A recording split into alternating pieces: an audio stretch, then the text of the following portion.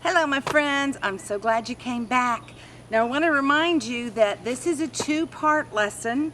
So if you didn't hear last week's lesson, you might want to stop, go to the New Zion website and listen to last week, and then you can listen to this one because this is the second part of the story of Queen Esther, one of my favorite stories in the Bible. But before we look at that, I wanted to show you some of the different Bibles that we have at our house. Now this one down here is a very special Bible to me. This was given to me by my brother-in-law Jack, who I loved very much. And Jack went to Jesus in January. He died and he went to be with Jesus. So it was a special Bible to me before, but it's extra special to me now. And he gave this to me the day that I got baptized. This is kind of a silly one. This was my boy's Bible, and he was very into football and sports, so this is a football Bible. And in there, it has all the same words as other Bibles, but it also talks about different athletes like Tim Tebow, who are really awesome Christians, and they give their testimony in there. This one, I don't know if you can see this one very well, but my other boy's kind of a nerd, and he kind of likes computers and mechanical stuff, so this one looks kind of like a computer. This one was my daughter's. It says the Young Women of Faith Bible. And she's not so young anymore, so she uses a different one, but this is hers when she was little. And this one right here is in Spanish. I don't even know where I got this, but this is a New Testament, or a Nuevo Testamento, which is all in Spanish, which I cannot read, but maybe someday I'll get the chance to give it to someone who speaks and reads Spanish, and they can have their own Bible. But this is a really special Bible I want to show you. This is the very first Bible I ever owned. Now, I was 36 years old before I owned a Bible, and it makes me really happy to know that you guys are a lot younger than that, and you guys are already studying the Bible. But I did not grow up studying the Bible, and I was 36 before Dr. Ken, I don't know if some of you remember Dr. Ken, but he helped me buy this, my very first Bible. And I read it, and I wrote in it, and I studied it, and I read it, and I wrote in it, and the cover came off, and the back cover came off, and you can't tell because it's held together by a rubber band, but the whole thing just fell to pieces because I read it so much.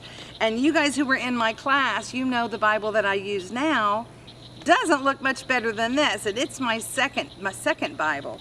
But I just can't throw them away because there are all kinds of special things. I don't know if you can see on this page, I wrote a lot of different verses that meant a lot to me there. And my new Bible, my other old Bible that I'm using now, it has even more than this written on it. So this is a very special Bible to me, and I hope I always have it. I hope I never get rid of it. So why do we study the Bible, guys? Why do your mom and dad bring you to church on Sunday when we're allowed to be together, which we will be again real soon? Why do they do that? They could be sleeping late. They could just lay around in bed, have a lazy breakfast, but they get you up, they get you dressed, they get you to church. Maybe you come with your grandma or grandpa, maybe you come with your aunt or your neighbor, but somebody gets you to church to study this book here. Now this is not a new book, this is a pretty old book, but it's a book like no other book.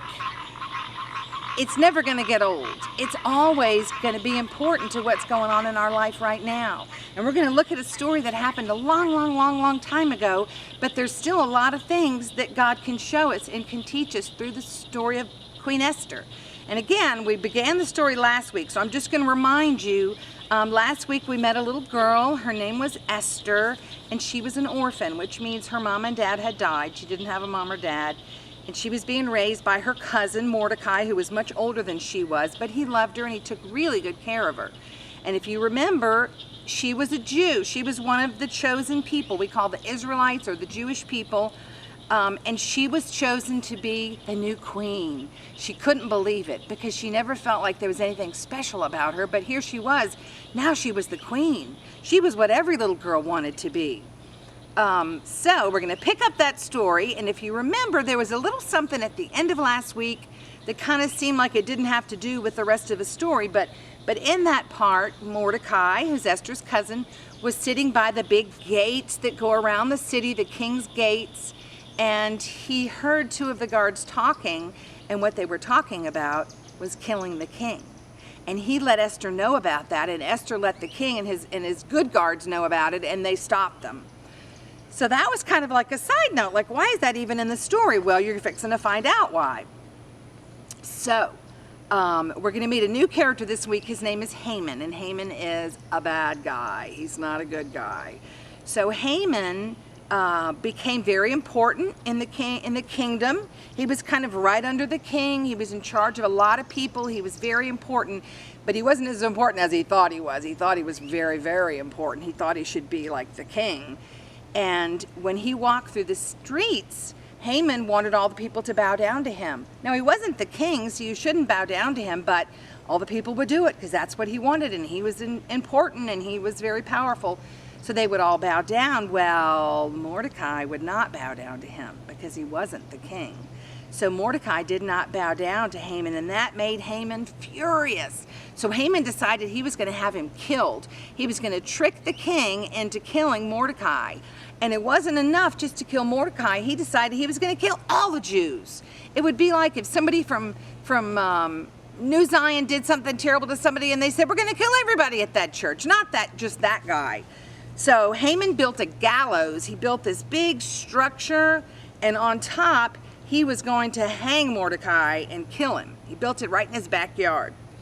Now, back to that other part of the story that was over there that, like, why was that even in there? Well, there was a recording of everything that would happen in the kingdom, and day to day somebody would write down all the things that happened, and somebody wrote this down, that Mordecai heard the guards plotting and Mordecai saved the king's life. Now, the king had something called insomnia, and you may know somebody who has insomnia. That means that they just can't sleep at night. They can't fall asleep, or they fall asleep and they wake up, and night after night the king just couldn't get good sleep. So he would have somebody come sing to him, or he would have somebody come read to him, like your mom or dad might do to help you fall asleep, just to help him get sleepy and fall asleep. So it was one of those nights the king couldn't sleep, and he had someone reading to him this record of all the things that happened in the palace. And as he was laying there trying to doze off, he heard about how Mordecai had saved his life from these guards who were plotting against him. And his eyes flew open, and he said, wait a minute, read that part again. And he read it again, and he said, well, what was ever done for him? What did we do to thank him? And they said, well, we didn't do anything. So he said, well, I want to do something. I want to do something for that Mordecai guy. I want to thank him. So, back to our story. So meanwhile, Haman built the gallows, and he sort of tricked the king into signing something that said that on this certain day, all the Jews would be killed. And that day was getting closer and closer, and Mordecai found out about it, and he called Esther, remember his little cousin who had been raising, and he said, you have to go to the king and tell him that you are Jewish. The queen is Jewish, and these are your people that Haman wants to kill. And Esther said, I can't do that. You see, nobody could go into the king unless the king called him. Even if she was the queen, even if she was his wife, she couldn't just go walking into his throne room. He had to call her first. And she said, I can't. He could kill me. And Mordecai said, how do you know that you weren't put in that palace for such a time as this? And I want you to remember that, because we're going to talk about that. How do you know that's not why God has you there for such a time as this right now, to save your people? So Esther said, all right, okay, all right, I'll go talk to the king. So meanwhile, and I'm not sure if I have this order exactly right, but meanwhile, the king was talking to Haman, and he was thinking about, he wanted to thank Mordecai. So he said, what would you do for someone that you really wanted to honor? And Haman, because he thought he was so great, he thought, the king is talking about me. He wants to honor me. So he said, oh, well, if I wanted to honor someone, I would put the king's robe on him, and I would put the king's ring on his finger, and I would let him ride the king's special chariot through town and have all the people bow down to him, because he thought it would be him. And the king said, I like that. That's a great idea. Let's do that for Mordecai. Now here he was planning to kill Mordecai and building a gallows to kill Mordecai, and he just gave the king this great idea to have this parade for Mordecai. He didn't like that at all. So now back to Queen Esther goes in to see the king. Now the king had a scepter. You've probably seen pictures of kings with scepters. And when someone came in, if he was going to accept them, he would lower his scepter. Kind of like we would do a handshake, or we would do a fist bump or a high five or something. He would lower his scepter. So Esther was really nervous, and she told Mordecai, have all the Jewish people pray for me for my safety, because I'm going to do this thing because you told me to do it.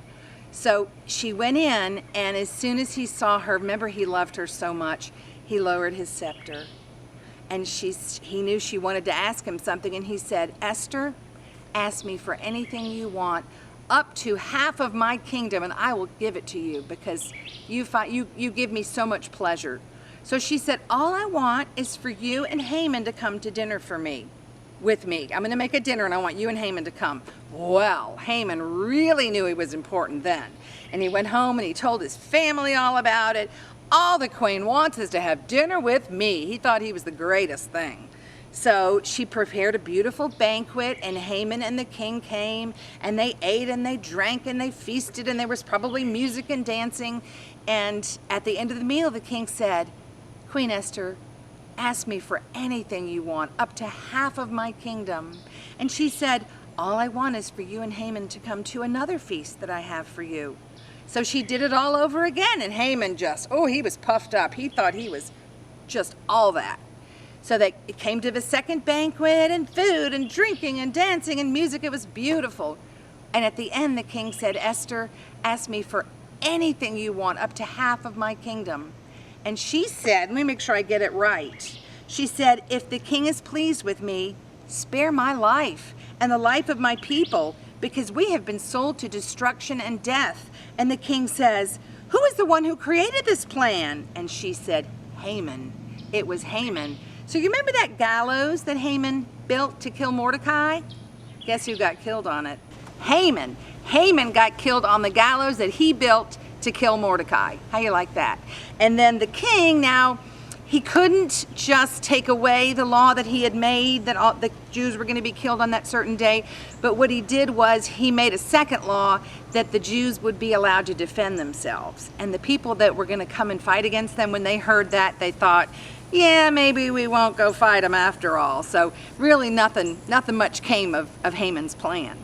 But here's my question for you. So here's this little Esther girl, this little orphan. She didn't feel like much of anything, but God gave her favor. She became the queen, and then she was in that palace at that exact moment that Mordecai said, God put you there for such a time as this. And I want you to remember that in your life, you're going to have situations like that, where you're in a place for such a time as this. And that might be inviting your friend to come to church so they can learn about Jesus. That might be you telling them what Jesus has done in your life and tell them what you know about Jesus. That might be showing them some of these videos and videos that other churches are making that teach about Jesus. But remember that God has a plan, and we have to follow that plan. And as we follow that plan, there'll be times in our life, just like there was in Esther's life, where God's going to put us right in that place. And the Bible says we can be God's hands and God's feet on earth and do the things that He wants us to do. So I want you to be thinking about that, and what is my time? What is it that God has me here to do? I'm very glad that you guys came. Next week we'll have another story. I don't even know what it is because I'm at the end of my book. So I have to get a new book from Brother David, but I know it's going to be good whatever it is.